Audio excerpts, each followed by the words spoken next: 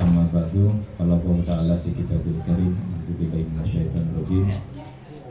Walladzi ba'atha fil ummiyina rasulan minhum yatlu 'alaihim ayatihi wa yuzakkihim wa yu'allimuhumul kitaba wal hikmah wa in kanu min qablihi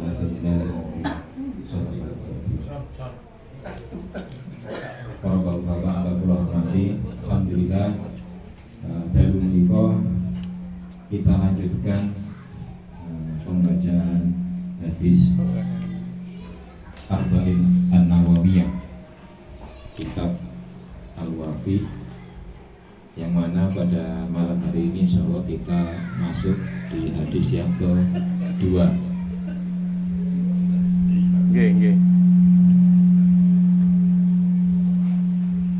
Hadis kedua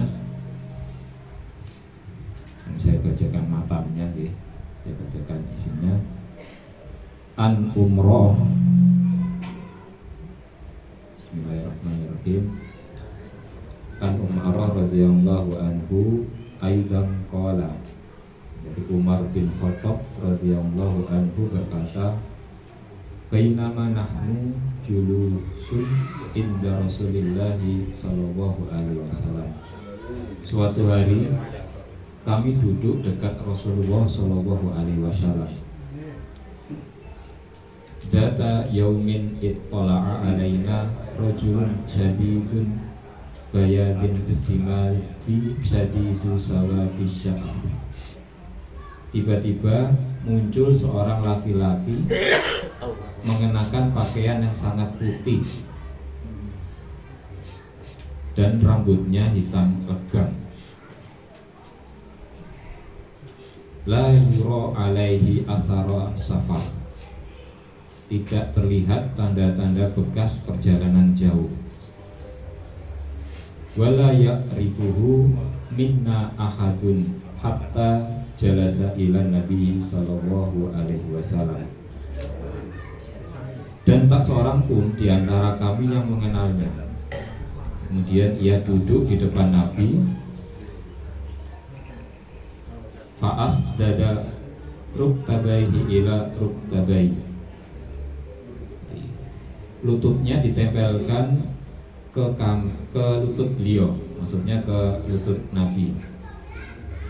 Wa wadu'a kafaihi ala fakhidai, dan kedua tangannya diletakkan di paha beliau.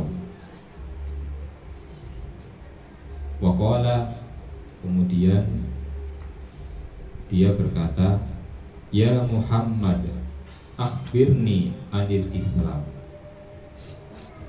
Kemudian dia berkata, hai Muhammad, beritahu aku tentang Islam.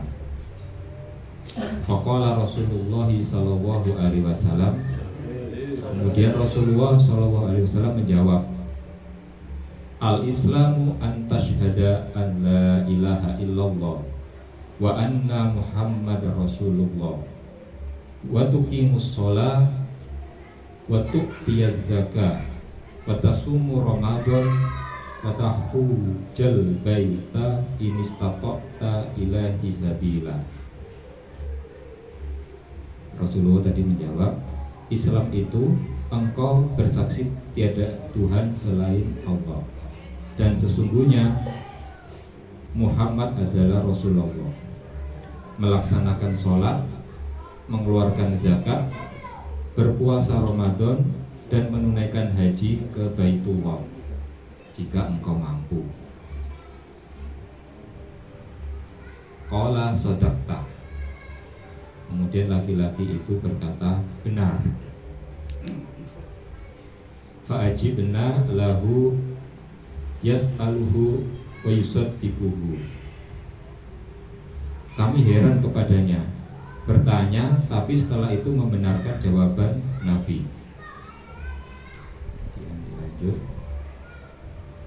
Qala fa'akhbirni anil iman, kemudian laki-laki itu bertanya lagi, beritahu aku tentang iman. Qala antuk minabillah wa malaikatihi wa kutubihi wa rusulihi wal yaumil akhiri wa tu'mina bil qadari khairihi wa syarrihi Dia bertanya tentang iman. Kemudian beritahu aku tentang iman. Kemudian Nabi menjawab, iman itu engkau beriman kepada Allah, malaikatnya, kitab-kitabnya, para rasulnya, hari akhir, dan takdir yang baik atau yang buruk. Qala sadaqta. Kemudian dijawab lagi sama laki-laki tadi, ia berkata benar.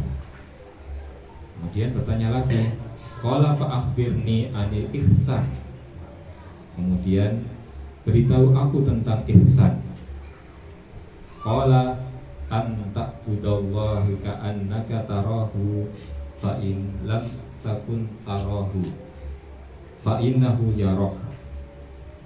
Kemudian laki-laki tadi bertanya, beritahu aku tentang ihsan. Kemudian Nabi menjawab, hendaklah engkau beribadat kepada Allah seakan-akan engkau melihatnya. Kalaupun engkau tidak melihatnya, sesungguhnya dia melihatmu. Qala akhbirni anissaati. Kemudian laki-laki itu bertanya lagi kepada Rasulullah, beritahu aku kapan terjadinya kiamat. Qala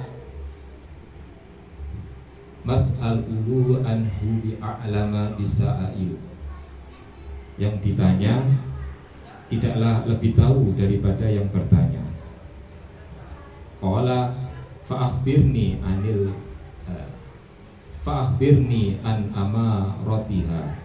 Kemudian dia bertanya lagi, beritahu aku tanda-tandanya. Qala antilda amatu robataha wa antarol muhafa urota wal urota. Nabi menjawab, jika seorang budak telah melahirkan tuannya, orang yang bertelanjang kaki dan tidak memakai baju, orang miskin, dan pengembala kambing saling berlomba mendirikan bangunan megah. Tsumma an talaqa falabitha maliyan. Kemudian orang laki-laki tadi itu pergi. Kemudian aku diam beberapa waktu. Tsumma qala ya Umar atadri manisa ilu. Kemudian Nabi bertanya kepada Umar, hai Umar, tahukah kamu siapa yang bertanya tadi? Qala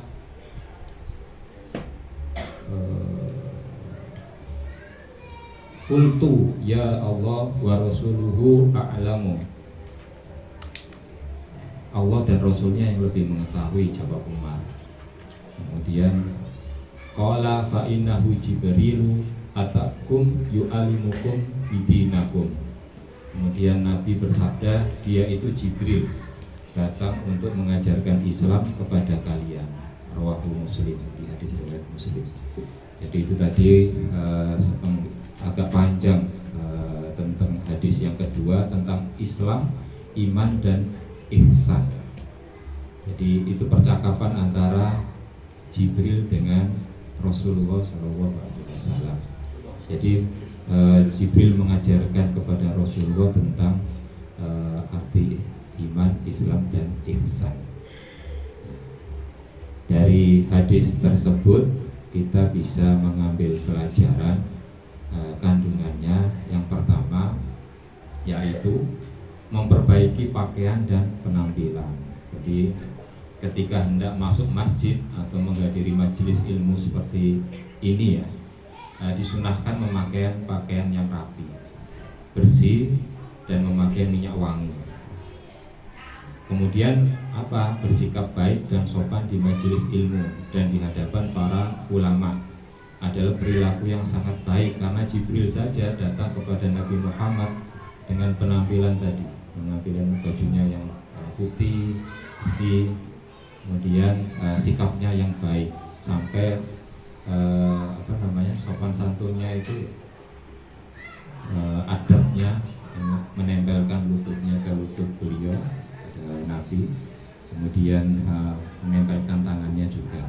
Itu salah satu sikap ketika belajar Jibril kepada Nabi. Ini yang kedua, yaitu tentang definisi Islam. Jadi secara etimologi, jadi Islam itu artinya tunduk dan menyerah sepenuhnya kepada Allah Subhanahu wa taala.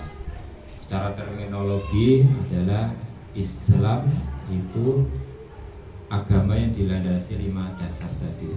Syahadatain, kemudian yang kedua sholat wajib, tentu memperhatikan syarat dan rukunnya, adat-adat dan sunahnya, kemudian mengeluarkan zakat, puasa di bulan Ramadan, dan haji seumur hidup sekali jika mampu.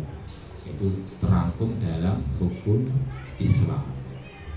Nah, kemudian definisi iman dari hadis tadi, kita diberitahu apa itu sebetulnya iman.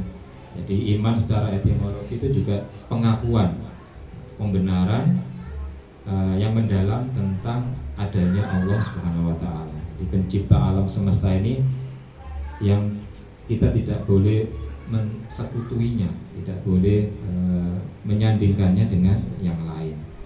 Nah, yang kedua, adanya makhluk Allah yang lain, apa itu tadi disebutkan malaikat.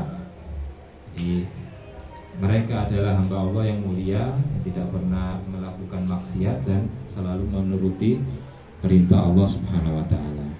Mereka diciptakan dari cahaya, tidak makan, jangan disamakan ya dengan kita. Jadi malaikat itu tidak makan, tidak berjenis laki-laki maupun perempuan. Kemudian tidak mempunyai keturunan, dan jumlahnya tidak ada yang tahu kecuali Allah Subhanahu wa taala. Kemudian adanya kitab-kitab samawi yang diturunkan Allah Subhanahu wa taala. Ini jelas terangkum nanti pada rukun iman. Kemudian yang keempat, adanya rasul-rasul yang telah diutus Allah dengan membawa masing-masing kitab samawinya sebagai perantara untuk memberikan hidayah kepada umat manusia. Kemudian adanya hari akhir. Jadi pada hari itu Allah membangkitkan semua manusia dari kuburnya, lalu diperhitungkan semua amal perbuatannya. Yang baik dibalas dengan kebaikan, amal yang buruk dibalas dengan keburukan. Yang keenam, adanya qada dan qadar. Apapun yang terjadi di alam semesta ini merupakan ketentuan dan kehendak Allah SWT dengan satu tujuan yang hanya diketahui Allah SWT. Nah, itulah rukun-rukun iman. Siapapun yang meyakini maka ia akan selamat dan beruntung. Nah, kemudian kandungan yang keempat, Islam dan iman. Jadi melalui penjelasan itu tadi kita memahami bahwa iman dan Islam itu dua hal yang berbeda. Jadi secara etimologi maupun secara terminologi pada dasarnya jika berbeda nama tentu berbeda maknanya. Jadi jangan disamakan antara Islam dengan iman. Meskipun demikian tidak jarang kadang dipergunakan untuk satu arti yang sama. Kadang Islam berarti iman ataupun iman berarti Islam atau sebaliknya. Jadi keduanya saling melengkapi. Tapi kalau yang menurut penjelasan yang kita pahami dan yang ada di sini tadi yang sesuai diajarkan Jibril kepada Nabi itu ya Islam itu tadi terangkum dalam rukun Islam. Kalau iman terangkum dalam 6 rukun iman. Nah, kemudian yang berikutnya yang kelima yaitu definisi ihsan. Jadi ihsan itu ikhlas dan penuh perhatian. Artinya apa? Ikhlas itu hanya untuk beribadah kepada Allah Subhanahu wa taala. Dengan penuh perhatian seolah-olah kita melihatnya. Namun jika tidak mampu maka ingatlah bahwasanya Allah itu selalu memperhatikan dan melihat kita dimanapun kita berada. Jadi itu definisi ihsan. Jadi ketika kita beribadah seolah-olah kita itu melihat Allah Subhanahu wa taala. Tapi jika mampu maka kebalikannya, bahwasanya Allah akan senantiasa melihat kita dimanapun kita berada.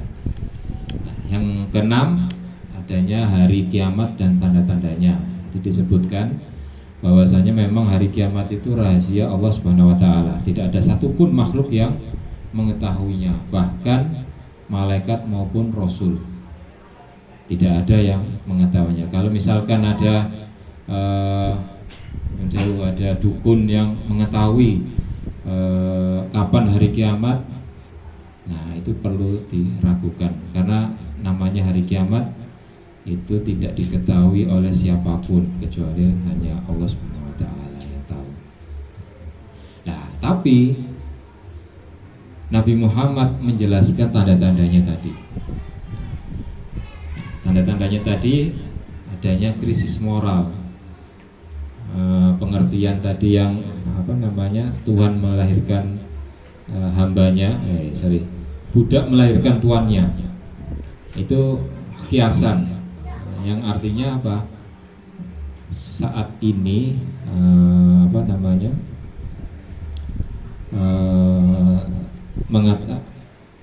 banyak anak yang durhaka kepada orang tua, sehingga orang tua takut pada anaknya sendiri, seperti budak takut kepada tuannya. Jadi itu kiasan tadi kita sampaikan di hadis teksnya tadi, bahwasanya ini kiasan, bentuk pengertian bahwasanya sekarang itu banyak anak yang durhaka kepada orang tuanya, meski dengan memperlakukan orang tuanya seperti memperlakukan tuan terhadap budaknya. Kemudian yang berikutnya, kehidupan yang jungkir balik. Jadi banyak orang bodoh yang menjadi pemimpin, pemberian wewenang kepada orang yang tidak mempunyai kemampuan, harta yang melimpah, manusia banyak yang berlaku sombong, foya-foya, dan mereka berlomba-lomba untuk meninggikan bangunan dengan penuh kebanggaan, dengan sombong maksudnya ya. Itu tanda-tanda hari kiamat. Kemudian yang ketujuh, ini yang berikutnya, yaitu etika bertanya. Jadi seorang muslim akan menanyakan sesuatu yang memang membawa manfaat bagi dunia dan akhiratnya. Jadi ia tidak akan menanyakan hal-hal yang tidak mendatangkan manfaat. Bagi orang yang menghadiri sebuah majelis ilmu, kemudian ia melihat bahwa audiensnya itu kira-kira ingin mengetahui suatu hal atau masalah yang belum dipahami, tapi tidak ada yang berani nanya, maka harus ada salah satu yang menanyakan, meskipun orang yang menanyakan itu sudah tahu jawabannya. Bisa dipahami nggih? Jadi misalkan dalam satu majelis ingin tanya sesuatu tapi kok diem semua, tapi ada yang ingin diketahui. Nah, salah satu jamaah itu sebetulnya sudah tahu, tapi ingin mengetahui ilmunya itu kepada orang lain, maka dia wajib untuk bertanya kepada ustadz atau kepada kiainya, dalam rangka agar ustadz atau kiainya tersebut menjelaskan hal tersebut. Padahal yang bertanya itu sebetulnya juga sudah tahu. Jadi, orang yang ditanya tentang suatu hal dan dia tidak mengetahui jawabannya, maka hendaklah ia mengetahui ketidaktahuannya agar tidak terjerumus pada hal yang ia tidak mengetahui. Terakhir, yang ke-8, ini tentang metode tanya jawab. Jadi pendidikan modern saat ini mengakui bahwasanya metode tanya jawab itu adalah metode pendidikan yang relatif berhasil, karena memberikan tambahan semangat pada diri pendengar untuk mengetahui jawaban.